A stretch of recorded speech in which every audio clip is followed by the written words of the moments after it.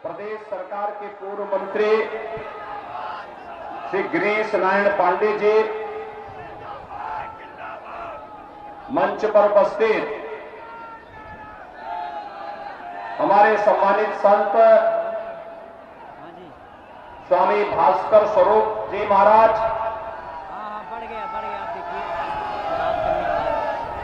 प्रमुख समाज सेवी ओम प्रकाश सर्राफ जी, ब्रजेश कुमार सिंह जी, केसी गुप्ता जी, नगर पंचायत डलमऊ के अध्यक्ष श्री ब्रजेश दत्त गौड़ जी,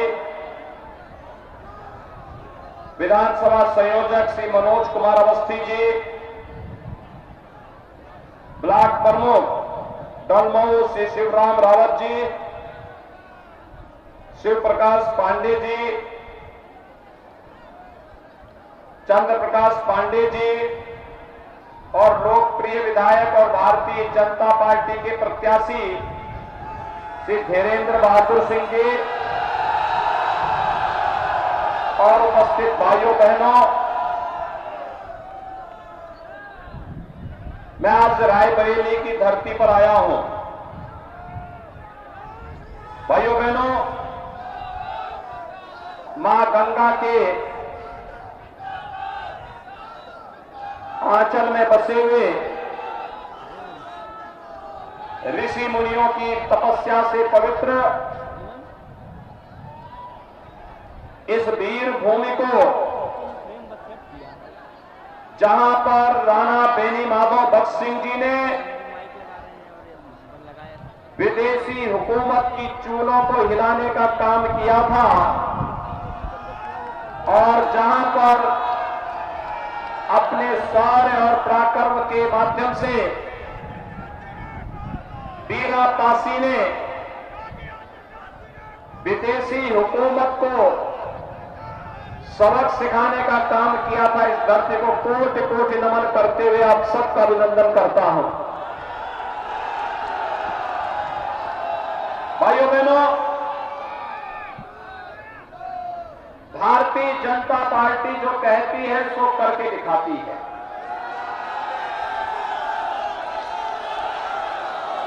हमने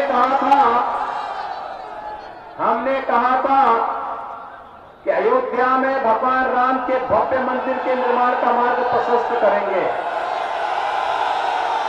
कहा था, हो गया ना? अयोध्या में भगवान राम का भव्य मंदिर के निर्माण का कार्य हो रहा है ना? कोई संदेह है? क्या ये काम कांग्रेस कर पाती? क्या ये काम सिपाही के चाचा भतीजा कर पाते? और क्या ये काम दिल्ली के भाई बहन कर पाते?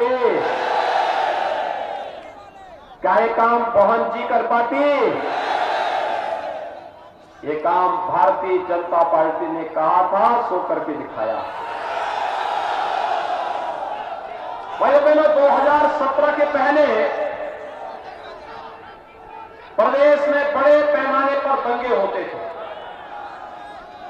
दंगे होते थे ना? समाजवादी पार्टी की सरकार के समय 700 से भी दंगे हुए।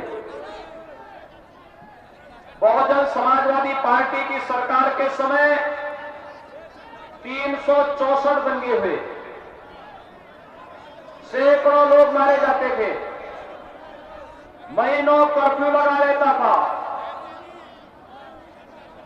भारी पैमाने पे व्यापारिक प्रतिष्ठानों को नुकसान पहुंचता था और दंगा पीड़ित जब कभी शिकायत करने के लिए जाते थे तो उल्टा उन्हीं पर मुकदमे दर्ज कर दिए जाते थे। 2017 के बाद कोई दंगा हुआ? प्रदेश में कोई दंगा करने का दुस्साहस कर पाएगा? क्योंकि हर दंगाई को मालूम है कि दंगा करेंगे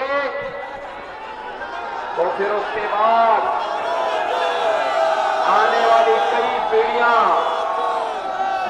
दंगों की प्रतिपूर्ति करते करते थक जाएगी, लेकिन नहीं हो पाएगा और चौराहे चौराहे में पोस्टर अलग से चिपक जाएंगे।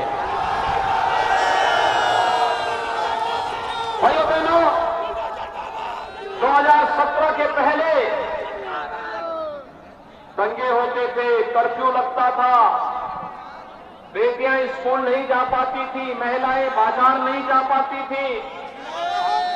जब 2017 में सरकार बनी थी, याद करिए, भारतीय जनता पार्टी की डबल इंजन की सरकार ने पहली घोषणा की थी अन्नदाता किसानों की कर्ज माफी का। प्रदेश के 86 लाख किसानों का 36,000 करोड़ रुपए का कर्ज माफ हुआ था। और अगर मैं रायबरेली की बात करूं तो रायबरेली के अंदर 81,700 से भी किसानों का कर्ज माफ हुआ था। और वर्तमान में रायबरेली जनपद में 3,60,000 किसानों को प्रधानमंत्री किसान सम्मान निधि का लाभ मिल रहा है। 3,60,000 किसानों को प्रधानमंत्री किसान सम्मान निधि का लाभ। और यही नहीं, भाइयों बहनों, जब सरकार आई थी तो भारतीय जनता पार्टी की सरकार ने 3 निर्णय लिए थे। अन्नदाता किसानों की कर्ज माफी का, हर थाने में एंटी रोमियो स्क्वाड के गठन का, जिससे बेटियां सुरक्षित रह सकें, और तीसरा कदम उठाया था अवैध बूचड़खानों को बंद करने का। हमने तीनों कार्य अन्नदाता किसानों को और प्रदेश की बेटियों को सुरक्षा प्रदान करने की नीयत से उठाए थे। लेकिन याद करिए, जब समाजवादी पार्टी की सरकार आई थी, उसने पहला काम क्या किया था? उसने पहला कदम क्या उठाया था? पहला कदम उठाया था, भाइयों बहनों, समाजवादी पार्टी की पहली उसकी घोषणा थी, जिन आतंकवादियों ने अयोध्या में राम जन्मभूमि पर हमला किया था, जिन्होंने काशी के संकट मोचन मंदिर पर आतंकी हमला किया था, जिन लोगों ने अयोध्या, लखनऊ और वाराणसी की कचहरियों पर हमला किया था, जिन लोगों ने गोरखपुर, कानपुर और बिजनौर में सीरियल ब्लास्ट किए थे, जिन आतंकियों ने रामपुर के सीआरपीएफ कैंप पर आतंकी हमला किया था, इन सभी आतंकवादियों के मुकदमों को वापस लेने का कुत्सित प्रयास समाजवादी पार्टी की सरकार के समय हुआ था। भाइयों बहनों, 3 दिन पहले गुजरात की एक न्यायालय ने एक फैसला दिया है। 2008 में गुजरात में एक सीरियल ब्लास्ट हुआ था, 56 से अधिक लोग मारे गए थे, सैकड़ों करोड़ की संपत्ति को नुकसान हुआ था। उसमें 77 लोग पकड़े गए थे और 30 आतंकवादियों को फांसी की सजा हुई है, 11 को आजीवन कारावास की सजा हुई है। और आश्चर्यजनक है कि ये जो सजा हुई है, इसमें से 8 आतंकवादियों का संबंध उत्तर प्रदेश से है। और उत्तर प्रदेश से एक आतंकवादी का जो अब्बा जान है ना, वो समाजवादी पार्टी का प्रचारक है। समाजवादी पार्टी का आजमगढ़ में प्रचार कर रहा है। 4 दिन हो गए अब तक समाजवादी पार्टी के अध्यक्ष जो बात को लेकर के अपनी टिप्पणी व्यक्त करते थे, इस मुद्दे पर क्यों मौन है, ये पूछने की आवश्यकता है कि आखिर समाजवादी पार्टी के मुखिया मौन क्यों है? क्या वह राजनीति के लिए समाज की सुरक्षा और राष्ट्र की सुरक्षा के साथ खिलवाड़ करने का कोई दुस्साहसिक कृत्य तो नहीं कर रहे हैं? और उन्होंने यही किया। और इसलिए भाइयों बहनों, आज मैं आपके पास आया हूं आपसे पूछने के लिए, समाजवादी पार्टी से पूछिए कि आखिर उसके लिए देश की सुरक्षा महत्वपूर्ण है या वोट बैंक महत्वपूर्ण है। और भाइयों बहनों, इससे बड़ा साफ दूसरा हो ही नहीं सकता कि हम राष्ट्र की कीमत पर राजनीति करें। राष्ट्र की कीमत पर राजनीति नहीं हो सकती, लेकिन समाजवादी पार्टी और कुछ दल राष्ट्र की कीमत पर राजनीति कर रहे हैं। और इसलिए भाइयों बहनों, मैं आप सबका आह्वान करने के लिए आया हूं। एक तरफ सबको सुरक्षा, सबको सम्मान का वायदा करने वाली भारतीय जनता पार्टी है और उसको धरती पर उतारने वाली भारतीय जनता पार्टी है, और दूसरी तरफ आपकी सुरक्षा के साथ, समाज की सुरक्षा के साथ, देश की सुरक्षा के साथ विश्वासघात करने वाली समाजवादी पार्टी कांग्रेस और बहुजन समाजवादी पार्टी है। मैं आपका आह्वान करने के लिए आया हूं कि भाइयों बहनों, समाज और राष्ट्र की सुरक्षा के साथ खिलवाड़ करने वाले इन तत्वों को किसी भी स्थिति में बर्दाश्त नहीं किए जाने की आवश्यकता है। और चुनाव एक अवसर होता है जब हम अपनी वोट की चोट से हर प्रकार के समाज विरोधी राष्ट्रद्रोही तत्वों को मुंहतोड़ जवाब दें। आज किसी के लिए मैं आपके पास सलीनी में आया हूं। आपने पिछली बार भारतीय जनता पार्टी की सरकार बनाने में योगदान दिया। श्री धीरेन्द्र बहादुर सिंह को भारी बहुमत से विजयी बना करके विधायक बना के भेजा था। और भाइयों बहनों, सरकार बनी और सरकार बनने के बाद आपने देखा होगा, सरकार बनने के बाद भारतीय जनता पार्टी नेतृत्व की सरकार बनी। सरकार बनने के बाद सरकार के निर्णय भी उसी प्रकार से होते रहे। याद करिए, पर्व और त्योहार शांतिपूर्ण तरीके से मनाए गए, कोई भेदभाव नहीं हुआ। पहले तो बिजली की भी जाती और बचत हुआ करता था। होली और दीपावली रहेगी तो बिजली नहीं आएगी, ईद और मुहर्रम रहेगी तो बिजली आएगी। अब तो बिजली मिल रही है कि नहीं मिल रही है? बिजली आ रही है। बिजली के मामले में कोई भेदभाव तो नहीं है ना। लेकिन 2017 के पहले बिजली मिलती थी क्या?